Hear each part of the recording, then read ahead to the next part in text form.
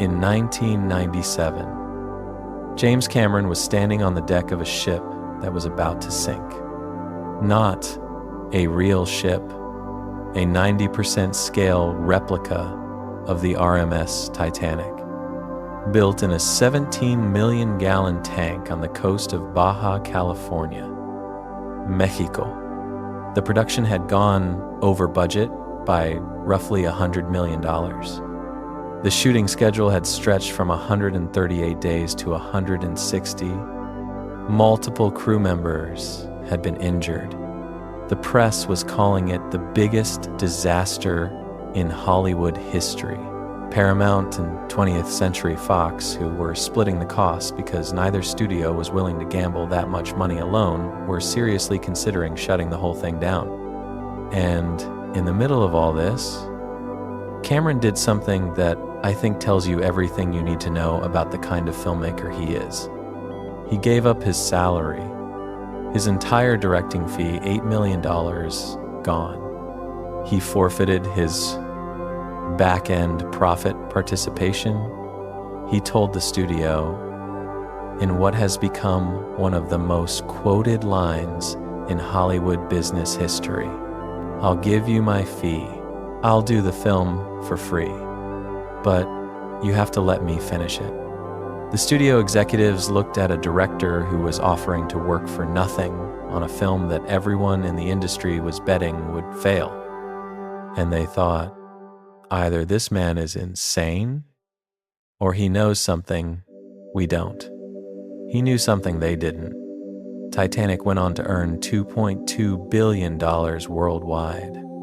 It won 11 Academy Awards, tying Ben-Hur for the most Oscars ever won by a single film. It held the record for the highest grossing movie of all time for 12 years.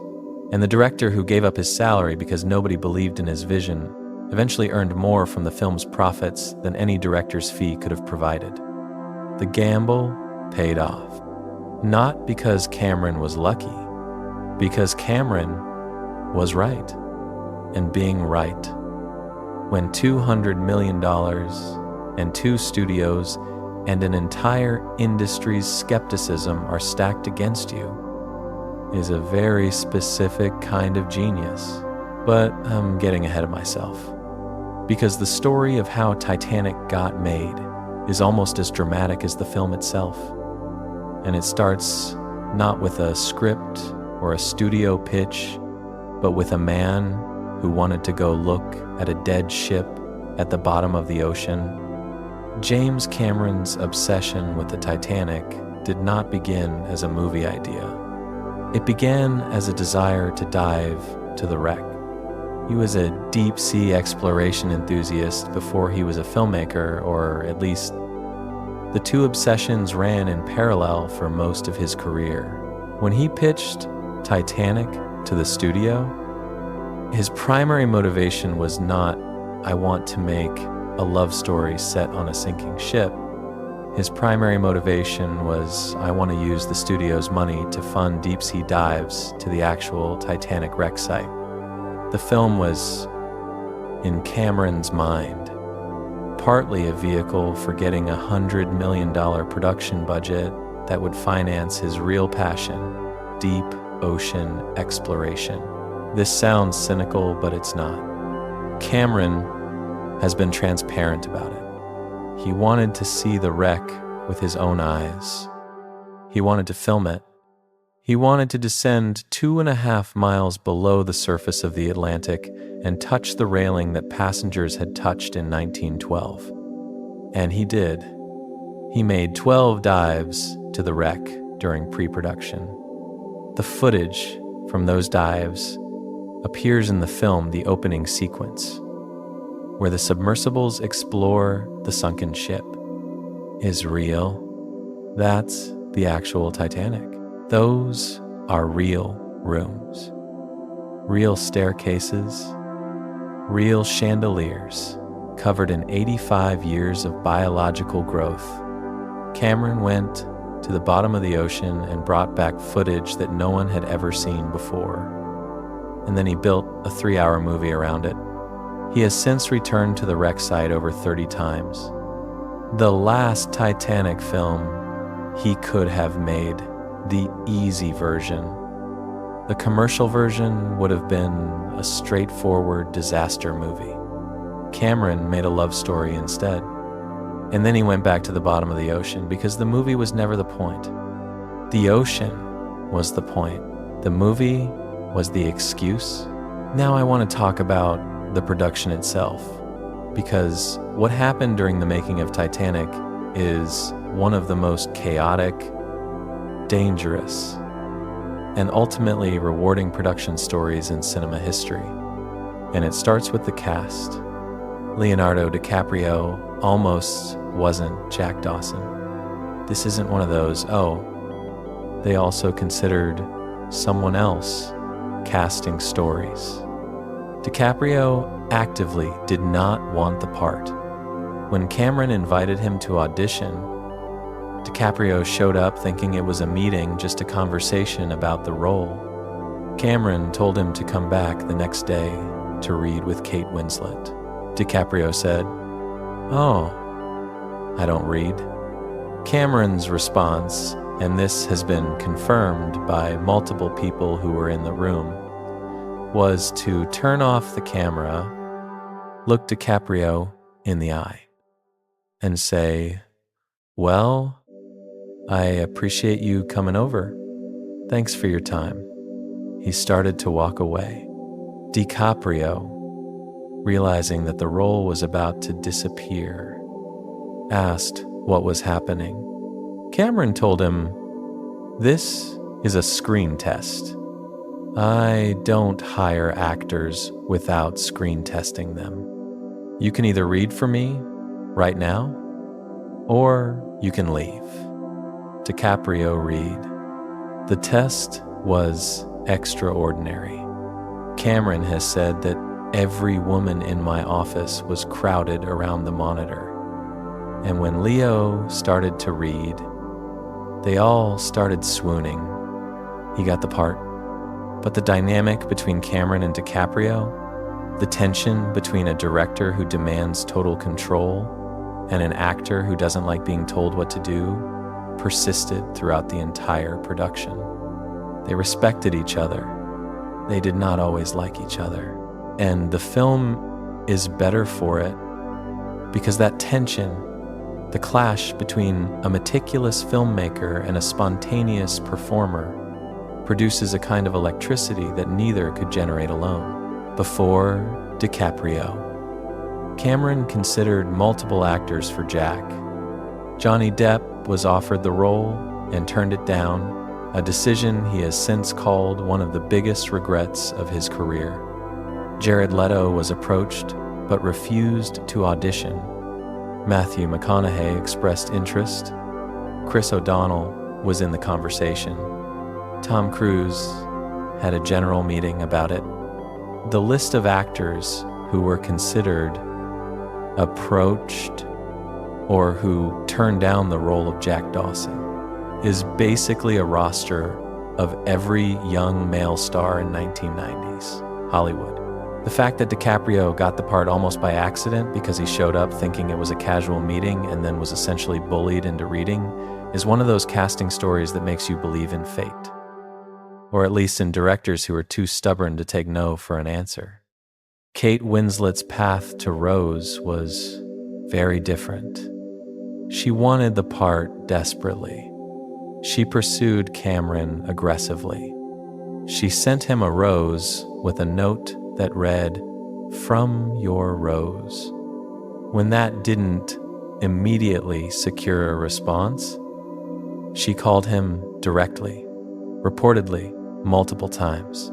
She has described her approach as stalking Cameron until he agreed to audition her. Winslet was 21 at the time and had been acting professionally since childhood. She understood something about the role that the other actresses being considered, Gwyneth Paltrow, Claire Danes, Gabrielle Anwar may not have grasped. Rose is not a damsel. Rose is a survivor. She begins the film as a woman trapped by her class, her family, and her engagement to a man she doesn't love. She ends the film as a woman who has lost everything and chosen to build a new life from the wreckage. That arc from ornament to human being requires an actress who can be both fragile and ferocious. Sometimes in the same scene, Winslet could do that. She could be a porcelain doll in one frame and a woman capable of spitting in a man's face in the next. The chemistry between DiCaprio and Winslet is legendary. But what most people don't know is that their off-screen relationship was more like siblings than lovers. They have both described each other as best friends who never had any romantic interest in each other. The love scenes were, by Winslet's account, deeply awkward to film. The drawing scene where Jack sketches Rose nude was particularly uncomfortable because Cameron himself drew the portrait. Those are not Leonardo DiCaprio's hands holding the charcoal. Those are James Cameron's. The director drew the sketch of his own leading lady, in character as his own leading man, and the result sold at auction for £10,000 in 2011. There's something wonderfully absurd about that. The most famous drawing in cinema was done by the director, not the actor, and the model was trying not to laugh. Cameron also insisted on filming the drawing scene on the first day that DiCaprio and Winslet worked together. This was deliberate. He wanted to get the most awkward scene out of the way immediately, so that everything that followed would feel easy by comparison. It's a smart psychological tactic if you've already been naked on camera with someone on day 1. Sitting in a car together on day 30 feels like nothing. Now, let's talk about the ship. Because the ship is a character in this film in a way that no other prop or set in cinema history has ever been. And the story of how it was built is its own kind of epic. Cameron built a replica of the Titanic. Not a small model, not a soundstage with some walls and corridors. A ship, 90% scale, 775 feet long. It was constructed in a purpose-built studio facility in Rosarito, Mexico, which Cameron's production company essentially built from scratch. The facility included the ship, a 17 million gallon water tank, and multiple sound stages. The studio did not exist before Titanic. Cameron created it because no existing facility on Earth could accommodate what he wanted to do.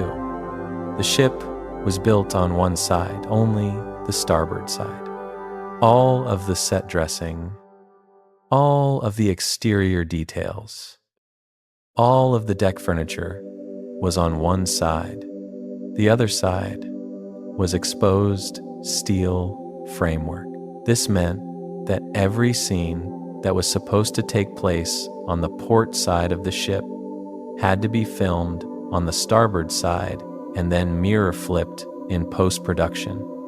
All of the signage on the ship was printed in reverse so that when the image was flipped, it would read correctly. All of the actors' hair was parted on the wrong side for the same reason. Every detail had to be backwards so that it would appear correct after the flip. The sinking sequence, the climax of the film, the part where the ship breaks apart and plunges into the Atlantic, required 17 million gallons of water to be released in controlled stages over multiple nights of filming. The water was heated to a comfortable temperature for the first few weeks of water work. But as the budget ballooned and the schedule stretched, The heating was reduced and eventually eliminated. By the final weeks of the sinking chute, the water was cold, not movie cold, actually cold. Kate Winslet got pneumonia. Multiple crew members and extras suffered from hypothermia. People were in genuine physical distress, and Cameron kept filming. This is the part of the Titanic production story where Cameron's reputation shifts from obsessive genius to obsessive tyrant. And I think both descriptions are accurate. He screamed at crew members. He fired people who questioned his decisions. He was physically aggressive with equipment and verbally aggressive with human beings. The set was described by multiple crew members as a hostile work environment. Winslet herself said she would not work with Cameron again unless she earned a lot of money. She later softened on this. But the comment tells you something about what the experience was like for the people involved. And yet, the footage is extraordinary. The sinking sequence shot practically, with real water and real people, and a set that actually tilted and broke apart on hydraulic lifts, remains one of the most technically impressive achievements in the history of cinema. The reason it looks so real is because, in many ways, it was real. The water was real. The cold was real. The panic on the actors' faces was, at least partly, real. Cameron created conditions so extreme that the line between performance and survival blurred. Whether that makes him a genius or a monster depends on which value you prioritize, the art or the artist's obligation to the people who make the art possible. I have complicated feelings about this. I think you should too. Let me tell you about one more production incident that I think captures the sheer insanity of what it was like to make this film. During the night shoots for the sinking sequence, someone spiked the crew's food, specifically the chowder served at the catered dinner with PCP. Angel dust. Over 80 people were hospitalized, including Cameron himself.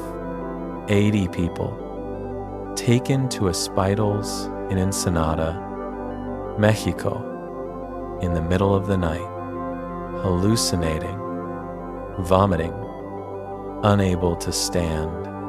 The perpetrator was never caught. The investigation went cold. Cameron has described the experience as the most surreal night of my life, which is saying something given that his life includes 12 dives to the wreck of the actual Titanic and directing two of the highest-grossing films in cinema history. The drugging incident did not stop production. They were back on set the next night. Cameron lost a day, not a week. The schedule was too tight and the money was too deep to stop for something as mundane as 80 people being poisoned. That is the level of momentum the production had achieved. An actual crime committed against the crew was treated as a delay, not a crisis.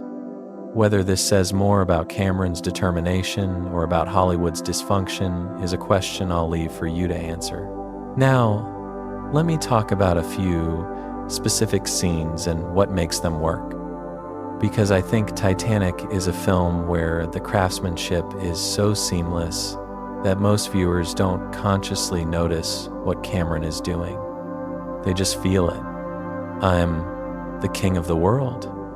Everybody knows this line. Everybody has heard it quoted, parodied, referenced, shouted from the bow of every cruise ship by every tourist who thinks they're being original.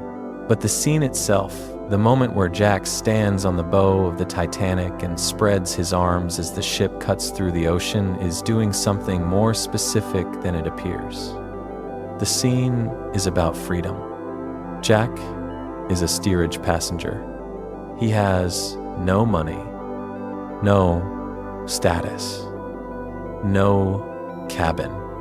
He won his ticket in a poker game 5 minutes before the ship sailed. He has nothing, and for one moment, standing on the bow, with the wind in his face and the ocean ahead and nothing behind him that he needs to go back to, he has everything. The line is not about arrogance. It's about the intoxication of possibility. The feeling that you are moving towards something and nothing can stop you. It's the most American line in a film about a British ship, and it works because DiCaprio delivers it with the kind of joy that only comes from genuinely believing it. The scene also establishes something important about the ship itself. Cameron shoots the Titanic from below, from water level, making it look enormous. The ship is a cathedral, a floating city, an engineering achievement so vast that standing on its bow makes you feel like a god, and that feeling, that hubris, that unsinkable confidence is the exact feeling that will doom every person aboard. The ship's grandeur is its flaw. The same arrogance that built it is the arrogance that ignored the iceberg warnings. Cameron puts you on the bow with Jack and makes you feel invincible. And then he spends the next 2 hours showing you what happens when invincibility meets ice. The dinner scene where Jack joins Rose, Cal, and the first-class passengers for dinner is one of the most carefully constructed class critique sequences I've ever seen in a mainstream Hollywood film. Jack is wearing a borrowed tuxedo. He doesn't know which fork to use. He doesn't understand the social codes, and yet he's the most alive person at the table. He tells stories. He makes people laugh. He connects with strangers in ways that the first-class passengers, trapped in their etiquette and their expectations, cannot. The scene's thesis is clear. Class is a cage. Money buys you silverware and correct posture. It does not buy you joy. Jack has joy. Cal has silverware, and the film never lets you forget which one matters more. The steerage party, the scene where Jack takes Rose below deck to dance with the third-class passengers, is the visual opposite of the dinner. It's loud, sweaty, chaotic, alive. Rose is wearing a fine dress in a room full of working-class immigrants, and she has never been happier. The scene is shot in warm tones, with handheld cameras, with a kinetic energy that the first-class scenes deliberately lack. Cameron is using cinematography as class commentary. The rich world is static, composed, cold. The poor world is moving, breathing, warm. The camera tells you which world is better before anyone says a word. And then there's the car scene. Jack and Rose in the back of a vintage car in the cargo hold. The hand on the fogged window. This scene was rated PG-13, despite being, by any reasonable interpretation, a sex scene in a car. Cameron has talked about how he negotiated with the MPAA to keep the scene in the film without an R rating. The key was the hand on the window. It suggests everything without showing anything. The audience fills in the blank. And the blank they fill in is more powerful than anything Cameron could have filmed explicitly. Because imagination is always more vivid than photography. That hand on the window became one of the most iconic images in cinema. It's been parodied thousands of times. It appears on merchandise. It's referenced in other films and television shows, and it exists because a director found a way to show a sex scene without showing a sex scene, which is, when you think about it, the same skill set he used to build the entire film, show enough to make the audience feel it, withhold enough to make them imagine the rest. The gap between what's shown and what's imagined is where Titanic lives. Now, here is something about the Titanic production that I find genuinely fascinating from a filmmaking perspective, and it has to do with time. The film runs 3 hours and 14 minutes. The sinking sequence from the moment the iceberg strikes to the moment the ship disappears beneath the surface takes approximately 2 hours and 40 minutes of screen time. The actual Titanic sank in approximately 2 hours and 40 minutes. Cameron matched the real-time timeline of the disaster almost exactly. This was deliberate. He wanted the audience to experience the sinking in something close to real time, to feel the minutes pass, to understand how long 2 hours and 40 minutes actually is when you're standing on the deck of a ship that is slowly disappearing into freezing water. Most disaster films compress time. They show you the highlights, the big explosions, the dramatic rescues, the heroic moments, and skip the waiting. Cameron refused to skip the waiting. He showed you the waiting. He showed you people standing on a tilting deck with nothing to do but watch the water rise. He showed you the band playing. He showed you the old couple lying in bed together, holding hands, as the water creeps under their door. He showed you the mother reading a bedtime story to her children in steerage, knowing there are no lifeboats left. Those quiet moments, the ones between the action set pieces, are what make Titanic devastating rather than just spectacular. Any director can show you a ship sinking. Cameron showed you what it feels like to be on a ship that is sinking. The difference is time. The difference is patience. The difference is trusting the audience to sit with discomfort instead of cutting to another explosion. And I want to expand on this idea of quiet devastation because I think it's the single most important creative decision Cameron made. And it's the one that separates Titanic from every other disaster film ever made. There is a scene brief, maybe 30 seconds, where a mother in steerage tucks her children into bed. The water is rising. There are no more lifeboats. She knows they are going to die. She also knows her children don't understand what's happening. So she reads them a story. She smooths the blanket, and the camera holds on her face as she turns back toward the door, knowing she will never leave this room. Cameron has said this scene is based on a real account from the sinking. A third-class passenger was reportedly seen by a surviving passenger putting her children to bed as the ship went down. She chose comfort over panic. She chose her children's peace over her own survival instinct. Cameron put it in the film because he understood that the most devastating thing about the Titanic disaster is not the scale of the death, it's the intimacy of it. 1,500 people died. Each of them died individually.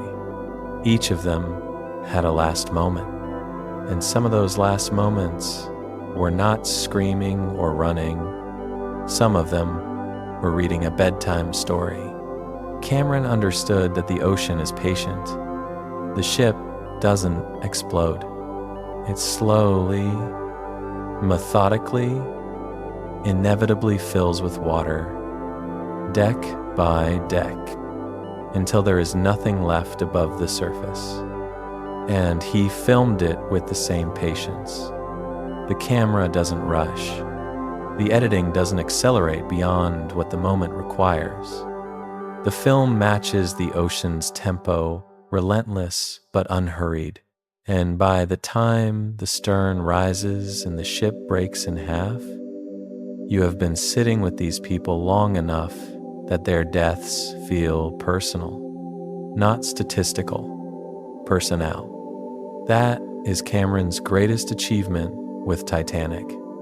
Not the effects, not the ship, not the scale, the patience, the willingness to be slow when every instinct in Hollywood filmmaking tells you to be fast, the trust that the audience will stay if you give them something worth staying for. And what's worth staying for is not an explosion. It's a mother reading a bedtime story to children who will never wake up. There's one more production detail I want to mention before we move on, because it tells you something about the extremes Cameron was willing to go to for authenticity. The extras. During the sinking sequence, Cameron used approximately 100 stunt performers and 150 extras. These were real people in real water on a real set that was actually tilting, actually breaking apart, actually flooding. The hydraulic system that controlled the ship's tilt could raise the stern to an angle of over 60 degrees. Stunt performers slid down the deck, crashed into railings, fell into the water. The choreography required weeks of rehearsal. Every body that falls, every person that slides, every splash was planned and executed by someone who had practiced the fall dozens of times. But here's the thing that gets me. The extras who played passengers in the background, the ones who aren't stunt performers, who are just there to fill the frame, they're genuinely scared in some of those shots. You can see it. The water is real. The tilt is real. The cold is real. When the ship reaches its extreme angle and people start losing their grip and sliding toward the break point, some of those reactions are not acting. They are people on a movie set who are genuinely frightened by what is happening around them. And Cameron used those reactions. He kept the takes where the fear was real, because real fear looks different from performed fear. And the audience can tell the difference, even if they can't articulate what they're seeing. Let me talk about the real people for a moment. Because while Jack and Rose are fictional, they are not based on any specific couple who was on the actual Titanic. Almost everyone else in the film is real. And the way Cameron wove real historical figures into a fictional love story is one of the most impressive research achievements in blockbuster filmmaking. The musicians who keep playing as the ship sinks, that happened. The band, led by violinist Wallace Hartley, continued performing on deck as the Titanic went down. The exact playlist has been debated by historians for over a century. Some accounts say they played ragtime. Others say they played hymns. The most persistent legend is that the final song was Nearer, My God, to Thay, which is what Cameron uses in the film. Whether that specific hymn was actually the last piece of music performed on the Titanic is historically uncertain, but the image musicians playing as the water rises around them, continuing to make beauty in the face of certain death, is so powerful that it has become inseparable from the Titanic story itself. Cameron knew that he put it in the film, and every time someone watches it, they cry, not because of the acting, not because of the music, because of the idea that someone, somewhere, in the worst moment of their life, chose to play a violin instead of running. The elderly couple lying in bed together as the water fills their room, Thomas and Ida Strauss. Thomas was the co-owner of Macy's department store. When the lifeboats were being loaded, Ida was offered a seat. She refused to leave her husband. "I will not be separated from my husband," she reportedly said. "As we have lived, so will we die together."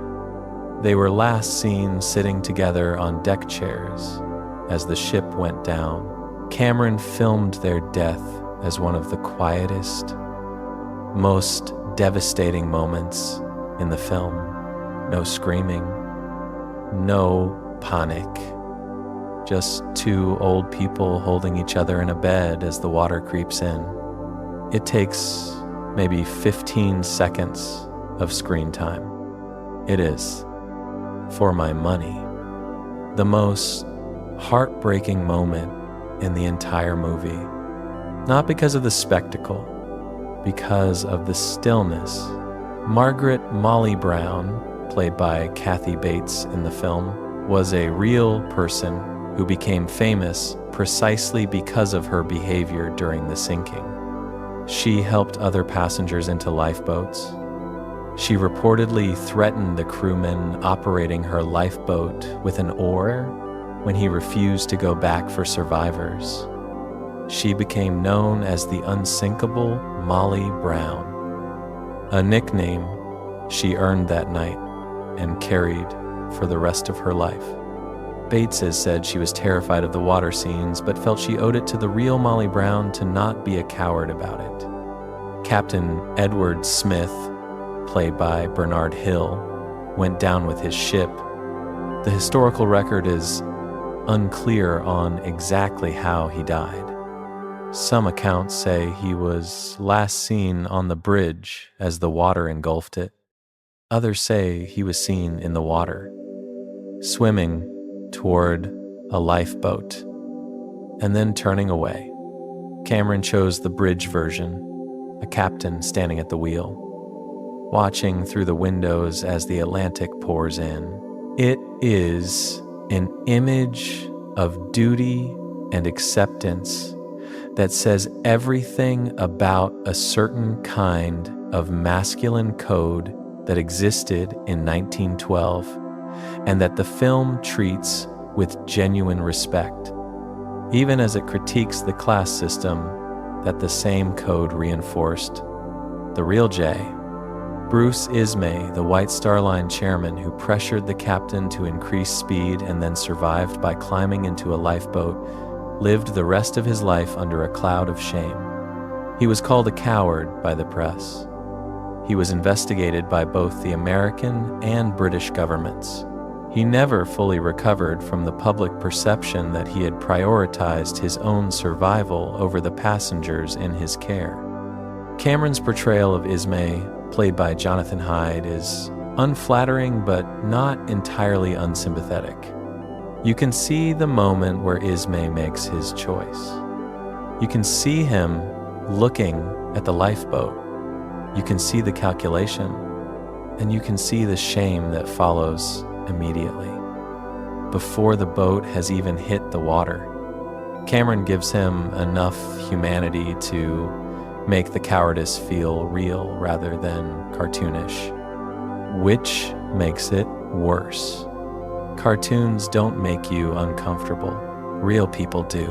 The film includes dozens of other historical figures in smaller roles. The ship's designer, Thomas Andrews, who realized the ship was doomed and spent the final hours helping passengers find life jackets. The first officer, William Murdoch, whose death in the film became controversial because his real-life family objected to the portrayal. Benjamin Guggenheim, who reportedly changed into evening dress and declared, "We've dressed up in our best and are prepared to go down like gentlemen." Each of these people existed. Each of them died. And Cameron put them in his fictional love story because he understood something important. The love story means nothing if the disaster doesn't feel real. And the disaster doesn't feel real unless the people in it are real. This is what separates Titanic from every other disaster movie. The disaster is not the point. The people are the point. The disaster is just the mechanism that reveals who they are. Some of them are heroes. Some of them are cowards. Most of them are somewhere in between, ordinary people caught in extraordinary circumstances, making decisions they never imagined they'd have to make. Cameron gave each of them exactly enough screen time to feel like a person rather than a statistic. 1,500 people died on the Titanic. Cameron made you care about each one of them for the few seconds they appeared on screen. That is an astonishing achievement of economy and empathy. Now, I want to talk about the music. Because the score of Titanic, composed by James Horner, is one of the most successful film scores in history. And the story of how it was created is its own kind of drama. Cameron did not want a pop song. This is important to understand. Cameron's vision for the film was serious, epic, historically grounded. He did not want a Celine Dion ballad playing over the credits. He thought a pop song would cheapen the film, would reduce a 3-hour historical epic to a music video. He resisted the idea for months. James Horner went behind Cameron's back. He and songwriter Will Jennings wrote "My Heart Will Go On in Secret." They recorded a demo with Celine Dion. Then Horner played it for Cameron. Cameron was furious, not because the song was bad, but because Horner had gone around him. The relationship between the director and the composer was already tense. This made it worse, but the song was undeniable. Cameron listened to it and knew, despite his objections, that it worked. He agreed to include it, but only over the end credits. Not during the film itself. He did not want the song interfering with the emotional experience of the movie. The audience would hear it only after the story was over, as they were processing what they had just seen. That placement, credits only, not during the film, was Cameron's compromise, and it was the right call. Because the song hits differently when you've just spent 3 hours watching 1,500 people die. It's not a pop song anymore. It's a eulogy. Celine Dion recorded the vocal in one take. One take. She walked into the studio, sang it once, and walked out. The version you hear on the soundtrack, the version that went to #1 in over 25 countries, that won the Academy Award for Best Original Song, that became one of the best-selling singles of all time, is a first take.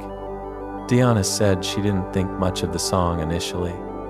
She recorded it as a favor to Horner, whom she had worked with before. She did not expect it to become the defining song of her career.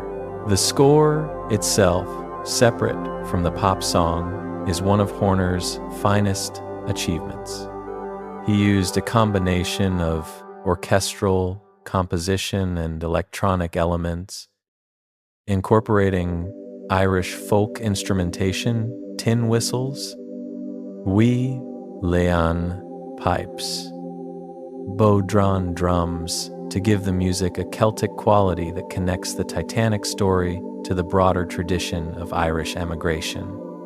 Many of the passengers in steerage were Irish immigrants heading to America.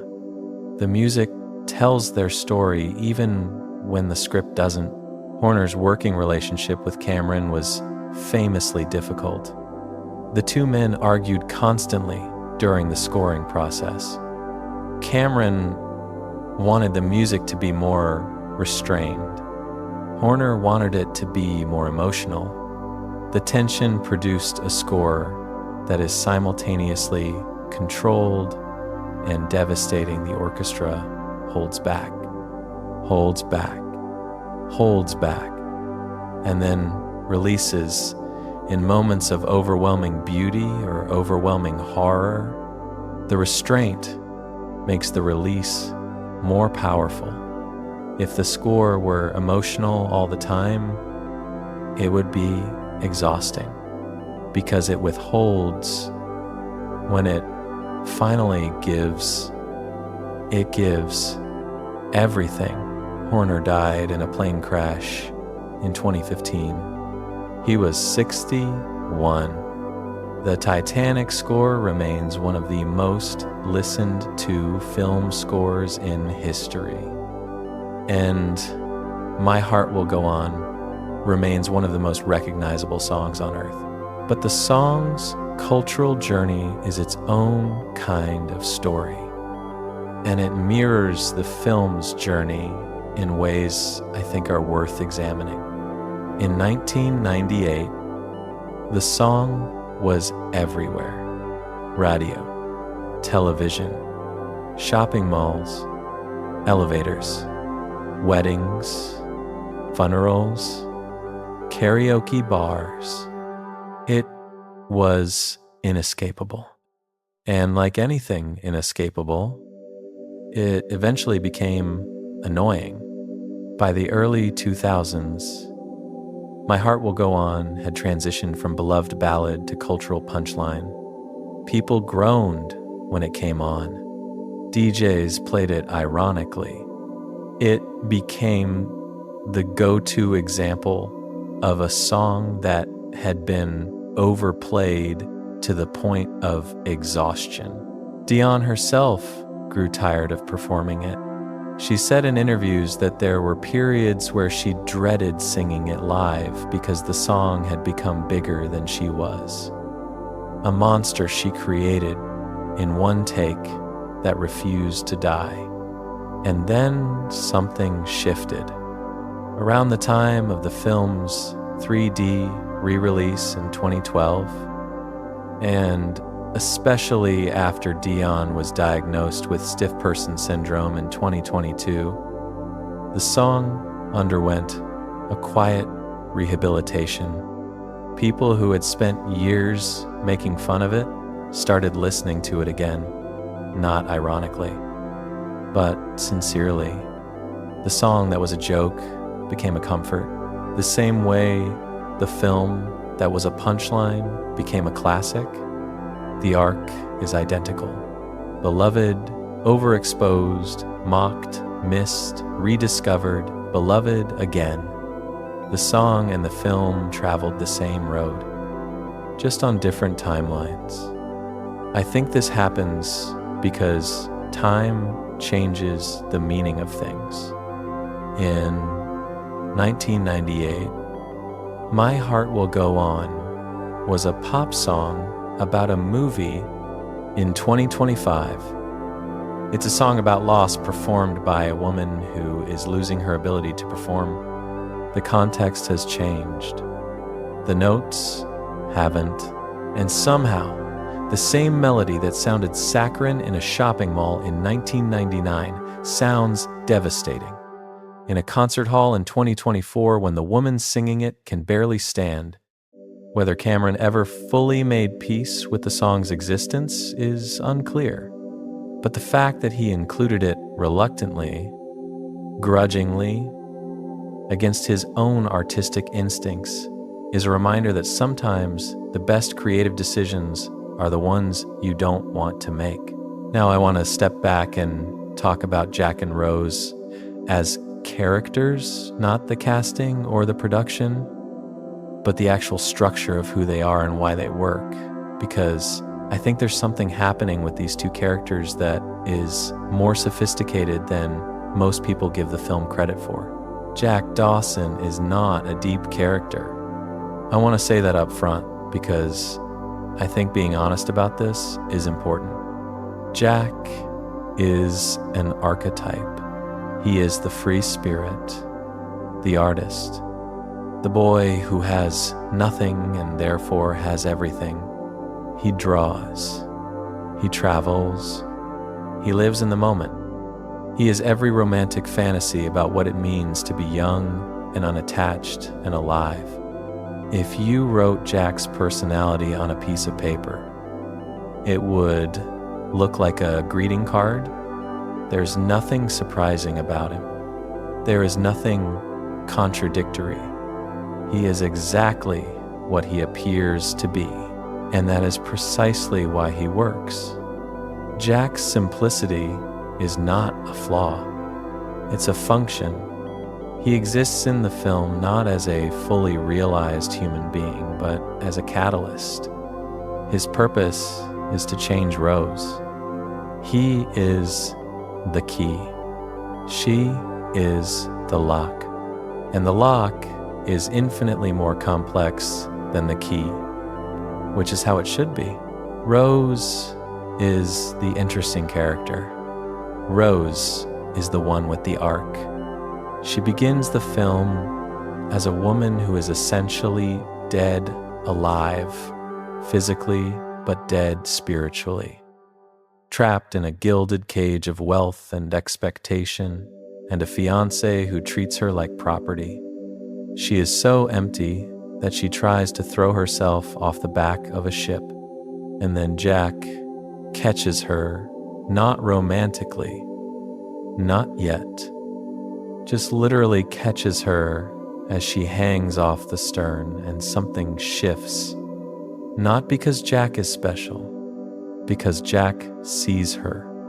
Not her name, not her dress, not her class. Yeah, and being seen by someone truly seen, without the filter of social expectation, is the most revolutionary thing that has ever happened to Rose DeWitt Bukater. The arc of the film is Rose's liberation, not from the ship, from herself, from the version of herself that her mother created and Cal reinforced and society demanded. Jack is the instrument of that liberation, but Rose is the one who chooses it. She chooses to go to the steerage party. She chooses to stand on the bow. She chooses to take her clothes off. She chooses to stay with Jack when the ship is sinking. Every major decision in the film is Rose's decision. Jack suggests, Rose decides. That distinction matters because it means Rose is not a passive object being rescued by a charming boy. She is an active participant in her own transformation. The charming boy just showed her that transformation was possible. And the ending, the controversial ending, the one where old Rose drops the diamond into the ocean, is the final act of that liberation. The heart of the ocean diamond represents everything Rose was supposed to be precious, ornamental, valuable for what it is rather than who she is. By dropping it into the sea, she rejects everything. Cal and her mother and her social class tried to make her. She doesn't sell it. She doesn't keep it. She doesn't give it to a museum. She drops it into the same ocean that took Jack, into the same water that swallowed the life she was supposed to live. And she lets it go. The diamond goes where the ship went, where Jack went, where the old Rose went. And the new Rose, the one who lived, who rode horses and flew planes and did all the things Jack told her she would do, that Rose has no use for diamonds. She never did. Cameron has been asked why old Rose drops the diamond instead of selling it and using the money for charity or giving it to her granddaughter. His answer is characteristically direct. It's not about money. It's about letting go. And he's right. The diamond is not a financial asset. It's a symbol, and symbols don't belong in pawn shops. They belong at the bottom of the ocean with everything else that was lost that night. And since we're talking about Rose's liberation, I want to spend a moment on the man she's being liberated from, because I think Billy Zane's performance as Cal Hockley is one of the most underappreciated villain performances in 90s cinema. Cal is easy to hate. He's arrogant. He's controlling. He slaps Rose across the face. He frames Jack for theft. He shoots at them during the sinking. He is, on the surface, a one-dimensional rich villain, the kind of character that exists only so the audience has someone to root against. But Zane brings something to Cal that the script doesn't quite demand, and it makes the character more disturbing than he has any right to be. Watch Cal's face in the moments where Rose defies him. Watch the confusion, not the anger, the confusion. Cal genuinely does not understand why Rose isn't happy. He has given her everything he knows how to give money. Status, a diamond the size of a small country. In Cal's world, these things are love. They are the only language he was taught. And when Rose rejects them when she runs to a steerage party instead of sitting at his dinner table, when she chooses a penniless artist over a millionaire industrialist, Cal's response isn't just anger, it's bewilderment. He's a man watching his operating system crash and not understanding why. There is one detail about Cal that I think contains a layer of irony so deep that it functions as its own kind of tragedy. When the ship is sinking, Cal puts the heart of the ocean diamond in the pocket of his coat. Then he puts the coat on Rose.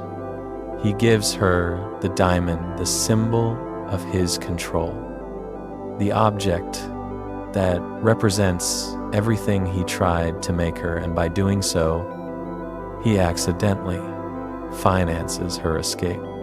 The coat keeps her warm. The diamond, which she keeps hidden for 84 years, represents the wealth that Cal used as a cage, repurposed by Rose as a keepsake of the night she became free. The instrument of her imprisonment became the souvenir of her liberation, and Cal handed it to her himself. He doesn't know it. He never will. But there's a cosmic irony in the fact that the man who tried to own Rose is the one who accidentally funded her freedom. Zane has talked about playing Cal with some frustration. The role typecast him as a villain for years. Hollywood saw Cal and assumed Zane could only play monsters in suits. What they missed, what Zane brought, and what Cameron used was the vulnerability beneath the arrogance. Cal is not a good man, but he is a recognizable man. Every person who has ever tried to buy love instead of earning it is Cal. Every person who has confused possession with affection is Cal. The character works not because he's cartoonishly evil, but because he's cartoonishly common. There are Cals in every office building, every country club, every first-class cabin in the world. Zane just gave theirs a face. Let me talk about what happened when the film was released. Because the cultural impact of Titanic in 1997 and 1998 is difficult to overstate and nearly impossible to replicate. Titanic opened on December 19. Eats hin Joe by Joe should see. It was expected to fail. The press had spent months writing the production's obituary. The budget, $200 million. The most expensive film ever made at that point was considered obscene. The running time, 3 hours and 14 minutes, was considered commercial suicide. Studios do not release 3-hour love stories in December and expect them to make money. The conventional wisdom was clear. Titanic would be James Cameron's folly, the film that proved even the director of Terminator and Aliens could overreach. The conventional wisdom was wrong. Titanic opened to $28 million in its first weekend, which was considered modest by blockbuster standards. But it didn't drop. It didn't follow the normal pattern of a big opening weekend followed by a steep decline. It held week after week. The film maintained its box office position with minimal drop-off. People were going back multiple times. Some audience members saw the film in theaters 10, 15, 20 times. Teenage girls who became the film's most passionate audience segment drove repeat viewings that kept the film at or near the top of the box office for 15 consecutive weeks. By the time its theatrical run ended, Titanic had earned $1.8 billion worldwide in its initial release. A 3D re-release in 2012 pushed the total past $2.2 billion. It was the highest-grossing film of all time for 12 years. Until Cameron himself broke the record with Avatar in 2010. The man who held the record also broke it. With his own film, that's a flex that nobody in Hollywood history has matched. The cultural phenomenon extended far beyond the box office. Leonardo DiCaprio became the biggest movie star on the planet overnight. Leomania, a term coined by the press to describe the hysterical reaction of young female fans, was a genuine cultural event. DiCaprio was on every magazine cover, every TV show, every bus stop advertisement. He was mobbed at public appearances. He was screamed at by thousands of fans. He was, for a period of approximately 18 months, the most famous person on Earth. And here's the thing about Leomania that I find genuinely interesting. From a cultural perspective, DiCaprio hated it. He has been very open about the fact that the Titanic fame was overwhelming and uncomfortable. He didn't want to be a teen idol. He wanted to be a serious actor. The kind of adulation he received after Titanic, the screaming, the fainting, the posters on bedroom walls was exactly the kind of celebrity he was trying to avoid. His career choices after Titanic Gangs of New York, The Aviator, The Departed, Blood Diamond were deliberate acts of rebellion against the pretty boy image that Titanic had created. He chose roles that were ugly, difficult, morally ambiguous. He grew a beard, He gained weight.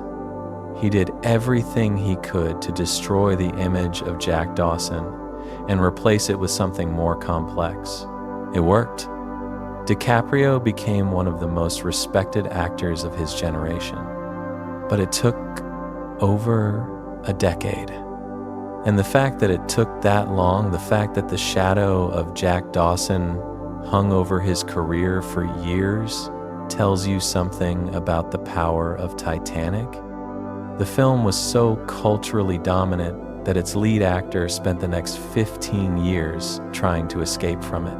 Winslet's post-Titanic career took a different path.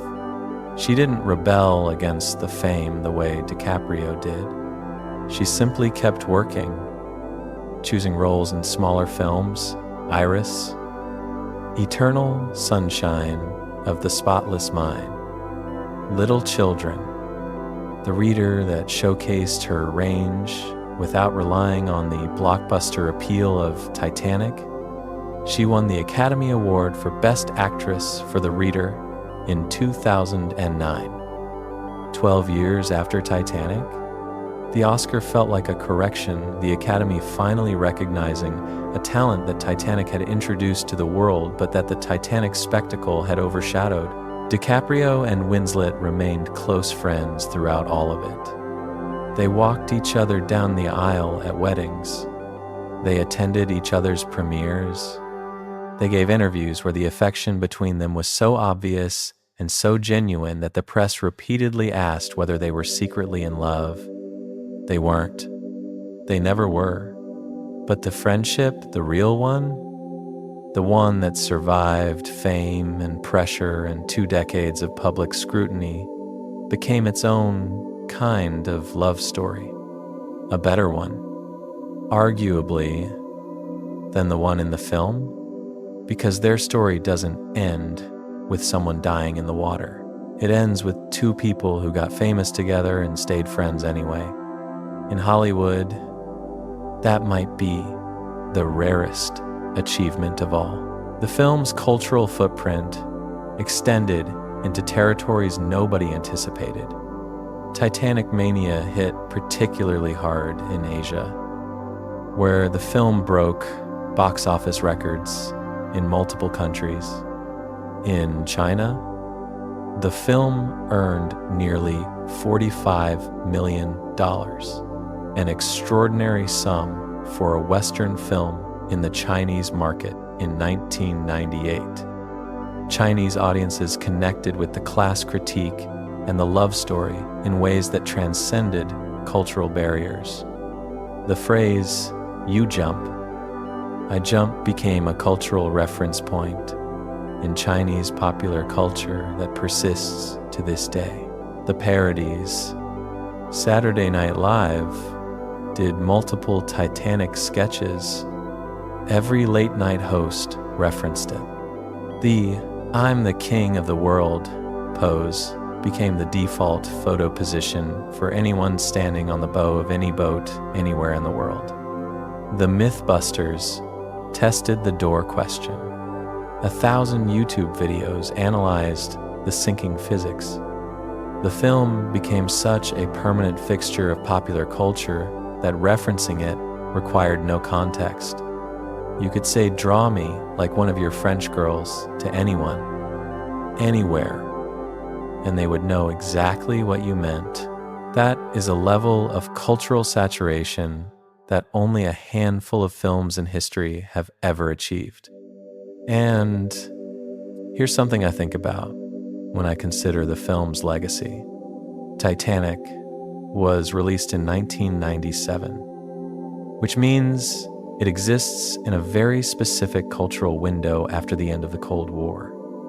Before 9/11, in a period of relative stability and optimism that would not last. The film's themes: class, division, hubris, the illusion of safety, the discovery that the unsinkable can sink, resonate differently in different eras. In 1997, Titanic was a love story set against a disaster. after 2001, after 2008, after 2020, the disaster feels less like history and more like prophecy. The idea that a system everyone trusted, a system everyone called unsinkable, could fail catastrophically, killing the people who trusted it most, is not just a 19th century maritime tragedy. It's a 21st century parable. Cameron didn't intend this reading. He made a love story about a ship, but great films outlive their intentions. They mean different things to different generations. And Titanic, a film about the moment when human confidence meets the indifference of nature, keeps gaining meaning as the gap between what we build and what we can control continues to widen. The film also created a specific audience behavior that didn't exist before the repeat theatrical viewer. People saw Titanic in theaters 5, 10, 15, 20 times. This was before home video made rewatching easy, before streaming made it instantaneous. To see Titanic again in 1998, you had to go back to the theater, buy another ticket, sit in another seat, and watch the entire 3-hour and 14-minute film again. And millions of people did this, willingly, eagerly. The repeat viewing phenomenon was so significant that it became a news story in itself.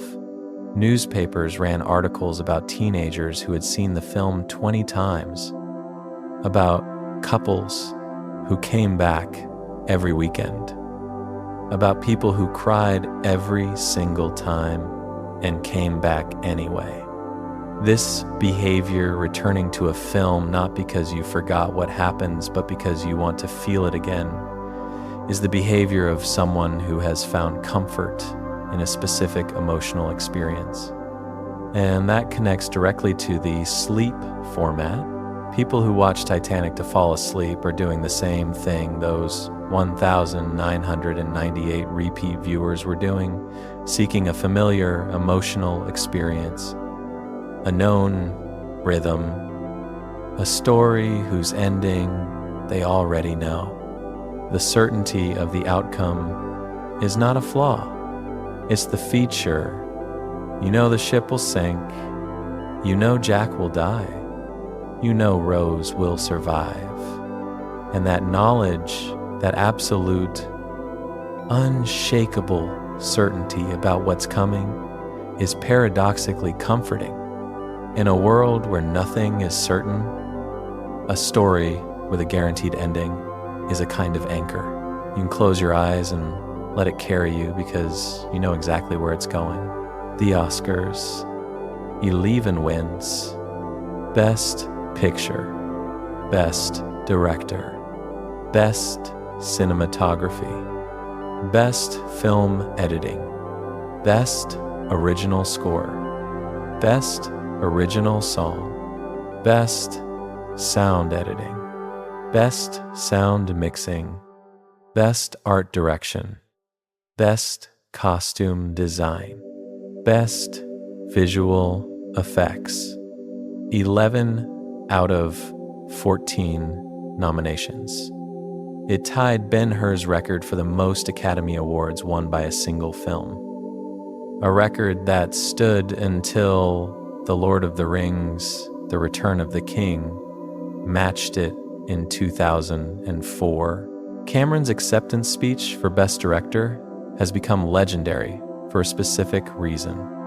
He stood on stage, held up the Oscar, and shouted, "I'm the king of the world," quoting his own film. The audience reaction was mixed. Some people laughed. Some people cringed. Some people saw it as a charming moment of self-aware celebration. Others saw it as the worst kind of Hollywood ego. Cameron has since acknowledged that the line was a bit much, but he's also never apologized for it. And there's something very James Cameron about that, doing something excessive, knowing it's excessive, and refusing to pretend it wasn't exactly what he meant to do. Let me wind down with the details. The small ones. The ones Cameron obsessed over that most audiences will never notice, but that make the film feel like a time machine rather than a movie set. The china, the plates, cups, and saucers used in the dining scenes were reproductions of the actual White Star Line china patterns. Cameron's team sourced the original designs from archives and had them recreated by the same manufacturers, where possible, who had produced the originals in 1912. When you see a dinner plate in the first-class dining room, you are looking at an exact replica of the plate that would have been on that table on the real ship. Nobody in the audience notices the china pattern. Cameron didn't care. He needed it to be right. The carpet, the patterns on the carpet in the first-class corridors were reproduced from photographs of the original Titanic taken during the ship's construction, where photographs were unavailable. The production team used carpets from the Titanic's sister ship, the Olympic, which survived and whose interiors were photographed extensively. The carpet in the movie matches the carpet on the real ship to within a few shades of color variation. The stars. This is my favorite detail in the original 1997 release. The stars visible in the night sky during the sinking sequence were random, a generic star field that didn't correspond to any specific date or location. Astrophysicist Neil deGrasse Tyson noticed this and contacted Cameron. He pointed out that for a film that was obsessive about historical accuracy in every other respect, the wrong stars were a glaring error. Cameron agreed. When the film was re-released in 3D in 2012, the starfield was corrected to show the actual stars that would have been visible from the North Atlantic on the night of April 14. Iten Jobai Ishir R, the most expensive film ever made, was re-edited 15 years later because one astrophysicist noticed the sky was wrong. That is either the most impressive act of perfectionism in cinema history or the most unnecessary, probably both. The water temperature. The actual Atlantic water on the night of the sinking was approximately 28 degrees Fahrenheit below freezing, kept liquid by the salt content. Cameron's tank water was significantly warmer than this, but it was still cold enough to cause real physical distress. The actor's breath is visible in many scenes, and that's not CGI. That's real vapor from real cold. Winslet has said the water scenes were the most physically miserable experience of her career. She got pneumonia. She chipped a bone in her elbow. She said she would never work with Cameron again. The fact that the most intimate scene in the film, the scene where Jack sees Rose for who she truly is, was performed by the director's hands rather than the actor's, is a detail that I find oddly moving. Cameron drew Rose, not Jack. Cameron saw her first. There's one more thing I want to say about this film before I let you go, and it's about the ending, not the door, not the debate about whether Jack could have survived. I mean, the actual ending. The final scene, where old Rose lies in her bed on the research vessel, closes her eyes, and we see the Titanic restored to its full glory. The lights are on, the paint is fresh. The passengers are alive, and Jack is standing at the top of the grand staircase, waiting for her. That scene can be read two ways. Either Rose has died and is reuniting with Jack in the afterlife, or she is dreaming her final dream, her best dream, the one where the ship never sank and the boy at the top of the stairs never let go. Cameron has never confirmed which interpretation is correct. He's been asked. He's dodged the question every time. And I think that's intentional, because the ambiguity is the point. The scene works whether Rose is dying or dreaming, because both readings lead to the same emotional conclusion after 84 years. Rose has never stopped loving Jack. The boy she knew for 3 days on a sinking ship became the defining relationship of her life. Not because 3 days was enough time to build a real relationship, but because 3 days was enough time to change who she was. Jack didn't give Rose a lifetime of love. He gave her 3 days of freedom, and she spent the next 84 years living the life those 3 days made possible. That is why people cry at Titanic. Not because a ship sinks, not because a boy drowns, because the film understands something true about human connection, that some people change your life in a moment. And the moment doesn't have to be long to be permanent. 3 days, 3 hours, 3 seconds of eye contact across a crowded deck. That's all it takes. The rest is just everything that happens after the door. I have to address this because it is, without exaggeration, the single most debated plot point in cinema history. Could Jack have survived by climbing onto the floating door with Rose? Would the door have supported both of them? Cameron has addressed this multiple times over the decades. In 2023, he commissioned a full scientific study complete with stunt performers, body temperature sensors, and a replica of the door to determine once and for all whether both Jack and Rose could have fit on the door and survived. The conclusion? They could have both fit on the door. But given the water temperature and the duration of exposure, only one of them would have survived long enough for rescue. If Jack had climbed on, his body temperature would have dropped below survivable levels before the lifeboat arrived. He would have died on the door instead of in the water. The result is the same. The method is different. Cameron's response to the 25-year debate was characteristically blunt. Jack had to die.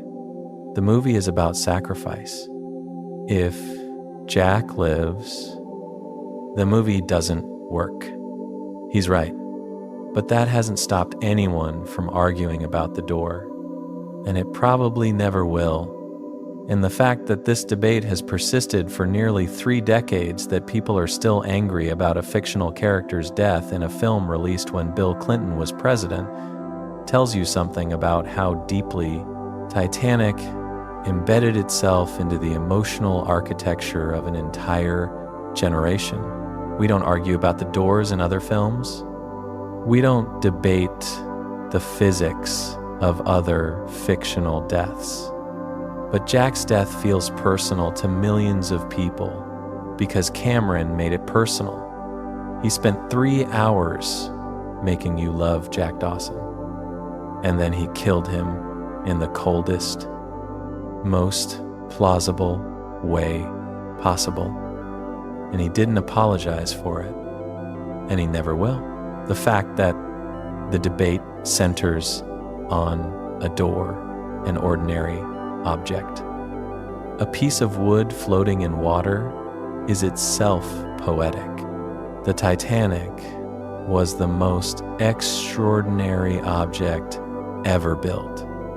It was destroyed by the most ordinary thing in the ocean, ice. And Cameron killed his hero with the most ordinary object in the wreckage, a door. Ordinary objects in this film carry extraordinary weight. The silverware that tells you about class, the china that tells you about wealth, the hand on the foggy window that tells you about intimacy, the door that tells you about sacrifice. She worked with him again on Avatar, The Way of Water, 25 years later. Some directors, you can't quit. Even when they give you pneumonia, the cost. Adjusting for inflation, the Titanic cost approximately $6.5 million to build in 1912. Adjusting for inflation, James Cameron's Titanic cost approximately $200 million to build in 1997. The movie cost roughly 30 times more than the actual ship. Cameron spent more money recreating the Titanic than the White Star Line spent building it. Let that sink in. No pun intended. Actually, full pun intended, ordinary things made sacred by the story that touches them. There is one detail I haven't mentioned that I want to end on. In the final shot of the film, the camera sweeps over old Rose's bedside table. You can see photographs of her life after the Titanic. She's on a horse. She's at a roller coaster. She's in front of a biplane. She did everything Jack told her she would do. She lived the life he imagined for her. Every photograph is a fulfilled promise. A promise made by a boy she knew for 3 days on a ship that doesn't exist anymore. Jack gave Rose 72 hours. Rose turned those 72 hours into 84 years. That is not a love story. That is a life story. And the life was possible because of the love. And the love was only possible because of the loss. The ocean doesn't care about any of it. The ocean just is. Cold and dark and patient. But it means everything to the woman in the bed.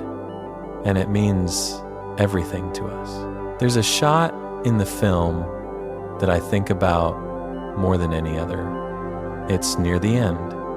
The rescue ship has arrived. Rose is on board, wrapped in a blanket, staring at the Statue of Liberty through the rain. She looks up, the camera holds on her face, and for a moment, just a moment, she looks like a woman who is simultaneously the oldest and youngest person on earth. She has lost everything. She has survived everything. She is 17 years old and she is ancient.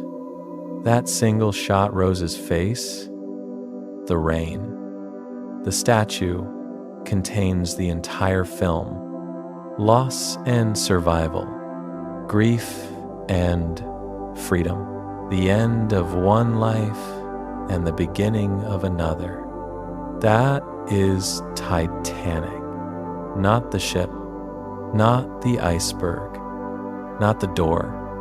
A face in the rain, looking at something that means a new beginning, carrying the weight of everything that had to be destroyed to make that beginning possible. If you're still awake at this point, you've done better than most of the passengers in steerage. If you've drifted off somewhere between the musicians playing on deck and Cameron's hands drawing a portrait of a woman who would become the most painted fictional character since Mona Lisa, that's fine too. That's what this was for. The ship will still be here when you wake up. It's been here for over 100 years. It's not going anywhere, and neither apparently, is the argument about the door. There's always more lore to tell. I'll be here when you come back. The iceberg. The iceberg in the film is a combination of practical and digital effects. The initial impact, the scraping along the hull, was filmed using a real hydraulic rig that pushed the actors sideways as the ship struck the ice. The sound of the impact, that grinding, scraping, metallic scream was created by sound designers who recorded themselves dragging various objects across sheets of metal and ice. They tried dozens of combinations before finding the right sound. The final version is a mix of a metal sled dragged across frozen asphalt and the sound of a cargo container being scraped with a chain. It sounds like the death of something very large, which is what it is. The lifeboats. Cameron was obsessive about the lifeboat details. The Titanic carried 20 lifeboats, enough for approximately half the people on board. This was not an oversight. It was policy. Maritime law at the time did not require enough lifeboats for all passengers. The law was based on tonnage, not passenger count. The Titanic exceeded the legal requirement by 4 boats. It still wasn't enough. Cameron includes this detail in the film, a brief exchange where Andrews tells Rose that there aren't enough boats, and he lets it land without editorial comment. The fact speaks for itself. The system was designed to be insufficient, and nobody noticed until it was too late. The third-class gates? One of the most controversial aspects of the film is the depiction of third-class passengers being locked behind gates during the sinking, prevented from reaching the boat deck while first-class passengers boarded lifeboats. Historians have debated whether this actually happened. The evidence is mixed. Some survivor accounts describe locked gates. Others do not. What is not debated is the statistical outcome. A significantly higher percentage of first-class passengers survived than third-class passengers, whether gates were locked or merely unattended. The class system on the Titanic functioned as a sorting mechanism for survival. Money bought access to the boat deck. Poverty bought access to the water. Cameron's depiction may be dramatized, but the underlying truth that your chances of survival on the Titanic depended heavily on how much you paid for your ticket is historically accurate. The violin. Wallace Hartley's violin, the instrument he allegedly played as the ship went down, was found in an attic in 2006. It had been in a leather case monogrammed with Hartley's initials. The instrument was authenticated through forensic analysis and sold at auction in 2013 for £900,000. A violin that may or may not have been played during the most famous maritime disaster in history, sold for nearly $1 million. The power of objects to carry stories is one of the strangest and most human qualities we possess. A violin is a piece of wood and string, but a violin that was played while a ship sank becomes something else entirely.